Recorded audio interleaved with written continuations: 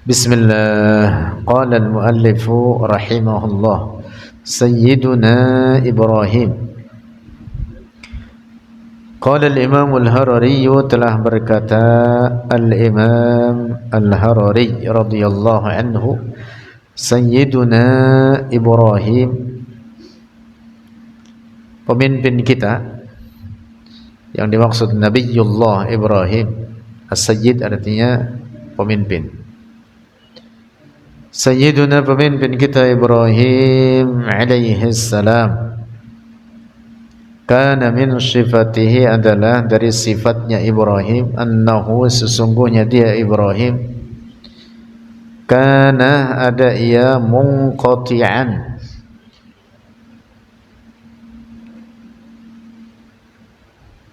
terkonsentrasi atau terputus makna harfiahnya.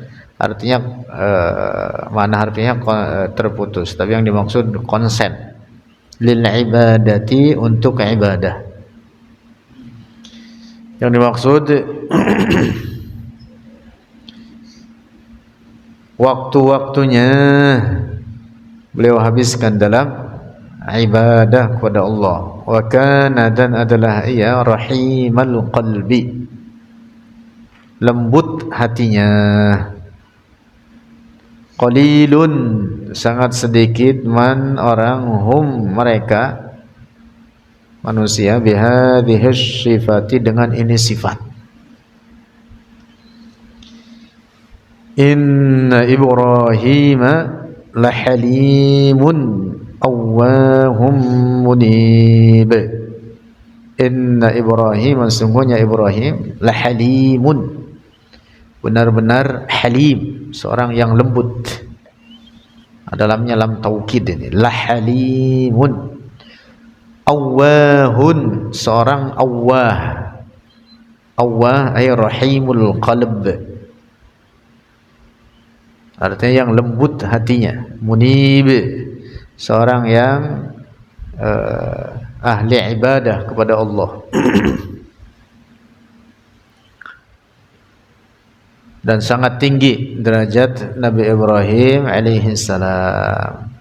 Bahkan pada tingkatan nabi-nabi dengan gelar ulul azmi adalah setelah Rasulullah, setelah Nabi Muhammad. Jadi tingkatan Nabi Ibrahim setelah Nabi Muhammad. Tertibnya nabi-nabi dengan gelar ulul azmi yaitu Muhammad, Ibrahim, Musa, Isa, Nuh.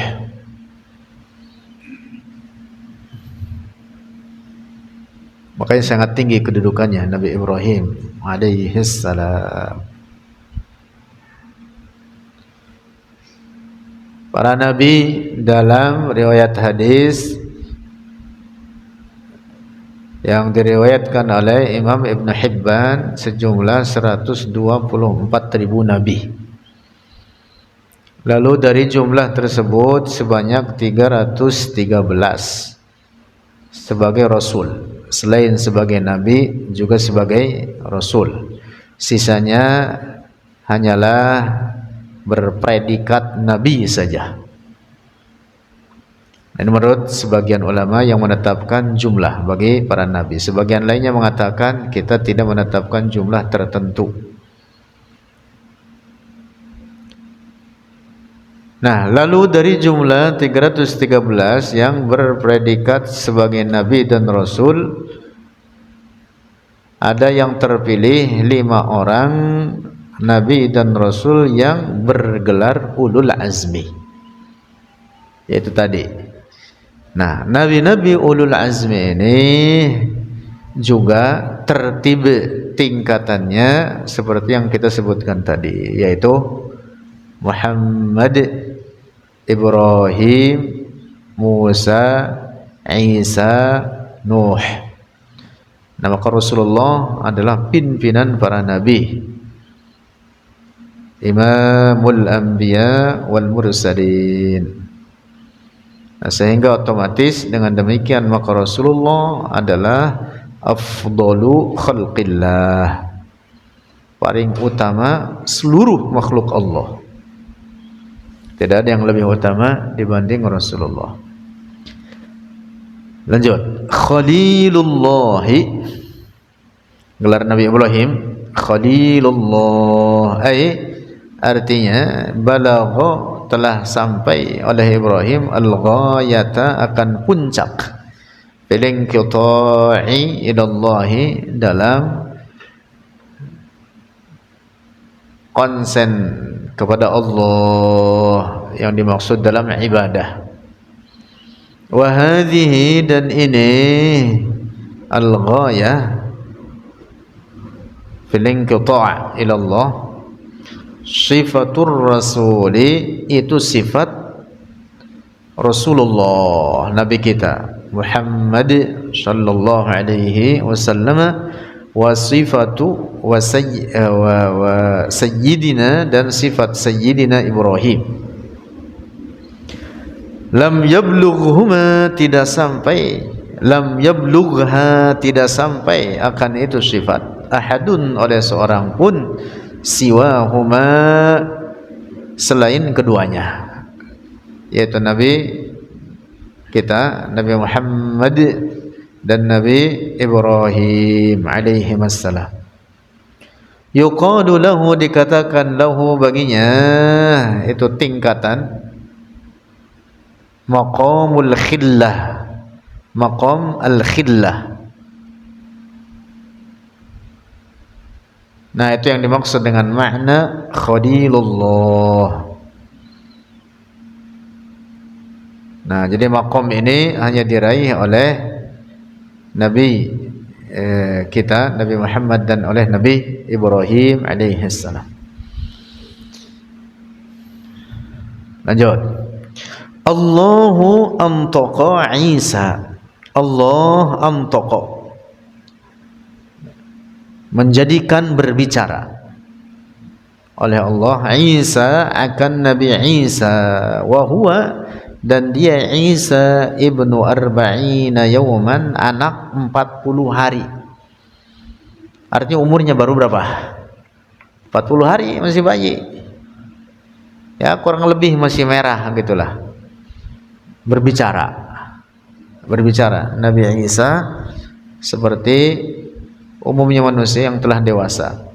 Qala al-Imam al-Harari, telah berkata oleh al-Imam al-Harari radhiyallahu anhu, Allah Ta'ala antaqa Isa, Allah Ta'ala menjadikan berbicara akan Nabi Isa, wa huwa, dan dia Isa ibnu arba'ina yawman, anak 40 hari, syahrin, 1 bulan, wa 10 ayyamin, dan 10 hari, 40 hari. Allahu antaqahu, Allah menjadikan berbicara hu, akan Ibrahim, bil kalamil fasihi, dengan perkataan yang fasih.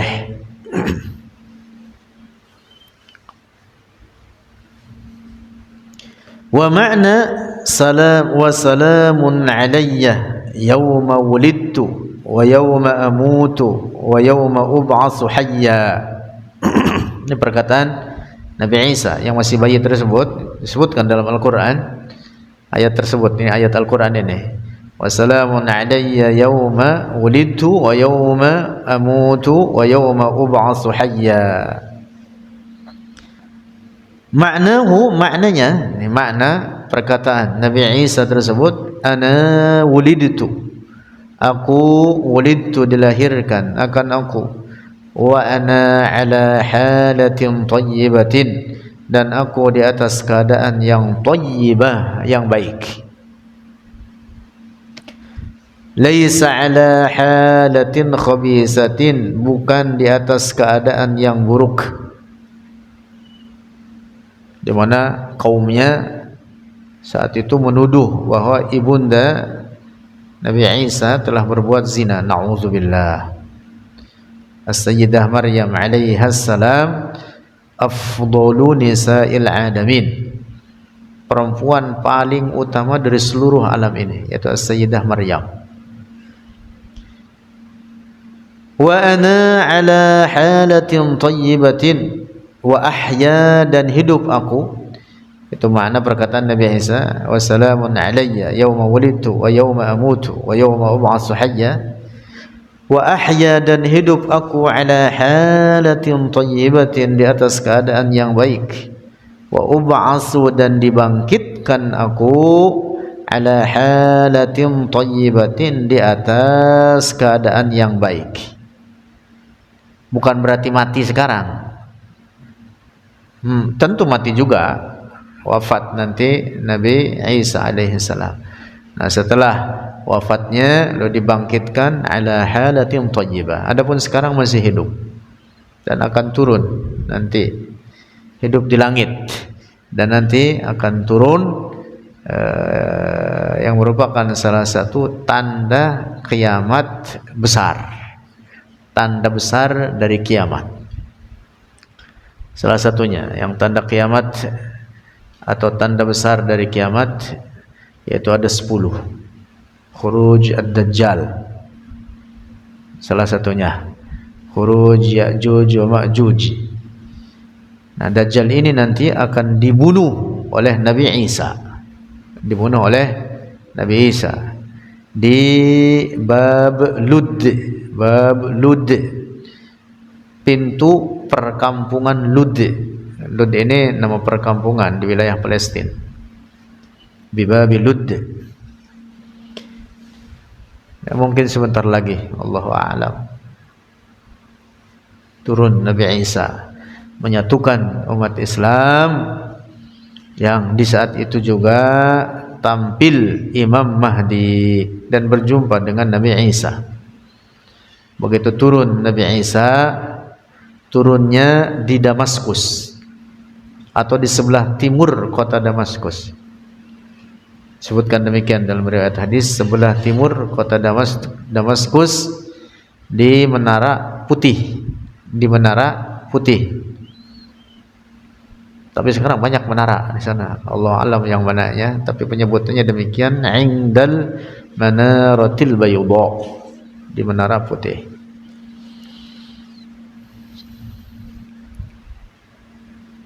Dan turun Nabi Isa nanti akan mengikuti syariat Rasulullah sallallahu alaihi wasallam, tidak menerapkan syariatnya sendiri yang dahulu ketika di dunia ini sebelum beliau diangkat. Tapi begitu turun mengikuti syariat Rasulullah. Salat berjamaah di hadapan Ka'bah dengan seluruh umat Islam. Nabi Isa mempersilahkan Imam Mahdi untuk menjadi imam. Nabi Isa padahal Nabi, Imam Mahdi bukan Nabi. Yang jelas bukan Nabi, karena tidak ada lagi Nabi sampai hari kiamat. Walaupun Imam Mahdi ini dari keturunan Rasulullah, mungkin dari jalur Sayyidina Hasan atau dari jalur Sayyidina Husain. Nah, nama Imam Mahdi yaitu Muhammad ibn Abdullah. Namanya sama dengan nama Rasulullah, dan nama ayahnya sama dengan nama ayahnya Rasulullah. Kembali lagi. Nah, jadi Nabi Isa alaihi salam nanti akan dibangkitkan dari setelah wafatnya, ya tentu nanti menjelang atau di hari kiamat, ala halatin hasanatin, di atas keadaan yang baik, antaqahu, menjadikan berbicara oleh Allah akan Nabi Isa, bitilkal kalimati, dengan itu kalimat-kalimat, wa ghairiha, dan selainnya itu kalimat. Itu tadi yang diantaranya disebutkan dalam Al-Quran, wa salamun alayya yawma wulidtu wa yawma amutu wa yawma ub'atsu hayya wa ataniyal kitaba. Nah, termasuk juga mengatakan Nabi Isa ketika masih bayi, umur berapa tadi? 40 hari, baru 40 hari masih merah berkata-kata. Wa taniyal kitab, dan memberikan oleh Allah akan aku al-kitab, akan kitab. Yang dimaksud adalah Injil. Takallama, berbicara oleh Nabi Isa, bitilkal kalimati, dengan itu kalimat-kalimat.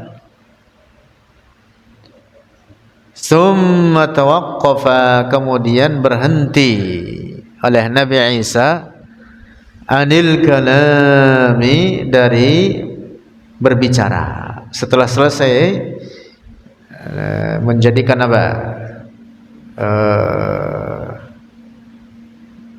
Hujjah atas orang-orang Bani Israel, menjadi apa? Hujjah, sebagai bantahan terhadap orang-orang Bani Israel yang saat itu mereka menuduh ibunda Nabi Isa berbuat zina. Nah, setelah selesai berbicara, kemudian berhenti bicaranya. Kal atfali, setelah berhenti menjadi seperti umumnya anak-anak, bayi yang masih kecil. Kal atfali, seperti bayi-bayi al-adiyina, yang lain-lainnya atau yang pada normalnya atau adat kebiasaannya, alladzina la yantiquna, yang tidak berbicara oleh mereka. Jadi tidak dari 40 hari lantas dia berbicara terus-menerus sampai dewasa, enggak. Itu hanya beberapa saat saja, yaitu ketika Allah berkehendak untuk menjadikan Nabi Isa, bayinya itu bayi Nabi Isa, sebagai hujjah atas orang-orang Bani Israel yang menuduh Sayyidah Maryam. Summa, kemudian lamma balagha, ketika balik, telah sampai. Balagha di sini artinya telah sampai. Summa, kemudian lamma balagha, ketika telah sampai oleh Isa as-sinna, akan umur, alladhi yantiqu fihi al-atfalu, yang berbicara padanya as-sin, al-atfalu, oleh anak-anak, adatan, menurut adat kebiasaan, natoko, maka berbicaralah oleh Nabi Isa.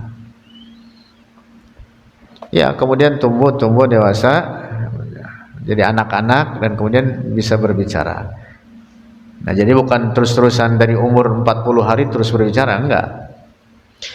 Hadza, demikian ini, litakhfifil adha, untuk meringankan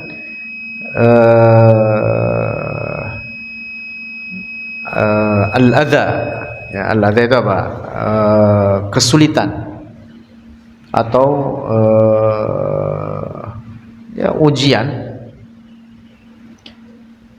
An ummihi, dari ibundanya Nabi Isa, di anna minan nasi, karena di antara orang-orang, man qala, saat itu ada orang yang berkata, waladathu, melahirkan oleh as-sayyidah Maryam, akan Nabi Isa, melahirkannya min zinan, dari zina. Na'udzubillah. Hiya, dia as-sayyidah Maryam, kanat, adalah ia, makrubatan jiddan, sangat tertekan sekali, min adzan nasi, dari serangan atau dari tuduhan-tuduhan orang-orang. Nah, maka setelah ditampakkan oleh Allah dengan berbicaranya Nabi Isa yang masih umur 40 hari, maka itu menjadi apa? Meringankan bagi dirinya,